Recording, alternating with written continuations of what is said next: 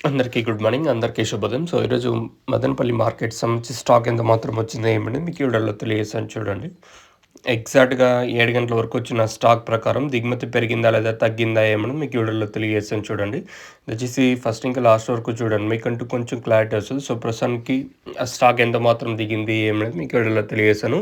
మార్కెట్‌లో అయితే చాలా వరకు చాలా డౌన్‌గానే నడుస్తున్నాయి మార్కెట్‌లన్నీ. నిన్న కూడా ములుకుల మార్కెట్ వచ్చేసి తర్వాత మార్కెట్ యావరేజ్‌గా తీసుకున్న నేను రూ. 130 లోపలే మార్కెట్ అయితే జరిగింది. 120, రూ.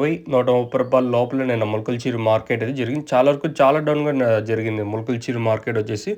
ఆ లెక్కన ఎత్తుకుంటే ఇప్పుడు మదనపల్లి మార్కెట్ కూడా అదే రేంజ్‌లో ఉంటుందా అనేది అంటే తెలియాల్సింది. ప్రస్తుతానికి మాత్రం చాలా నన్నైతే చాలా వరకు చాలా డౌన్‌గా నడిచింది మన మొలకల్చీరు మార్కెట్ వచ్చేసి. అదే సీనే ప్రస్తుతం మదనపల్లి మార్కెట్‌లో రిపీట్ అయ్యే ఛాన్స్ ఉంటుంది చూడాలి. ఎందుకంటే సేమ్ టు సేమ్ అట్లనే ఒక్కొక్కసారి జరుగుతా ఉంటది.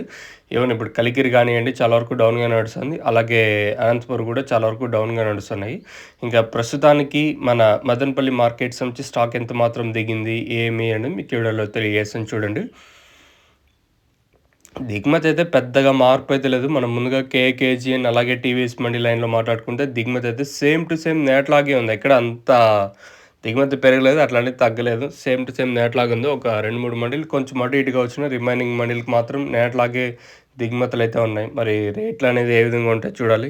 నేటితో పోల్చుకుంటే మార్కెట్ డౌన్ ఉండొచ్చా? లేదా ఫాస్ట్ ఉంటదనేది చూడాల్సి ఉంటది. ప్రస్తుతానికి మాత్రం అప్డేట్ అయితే ఇది. ఒకవేళ ఏమన్నా స్టాక్ కూడా పెరగలేదు కాబట్టి సేమ్ టు సేమ్ నేట్ రేట్లే ఉంటాయా లేదా నిన్న ములకల్చూరు మార్కెట్ కంపేర్ చేసుకుంటే అలా ఉంటదనేది ఒక క్వెషన్ మార్క్. ప్రస్తుతానికి మాత్రం దిగుమతి ఏం పెద్దగా మార్పు అయితే లేదు. ఈవెన్ ఆ పక్క భాగ్యలక్ష్మి మండి అలాగే మదీనా వెంకటేశ్వర మండి లైన్ మాట్లాడుకున్నా కూడా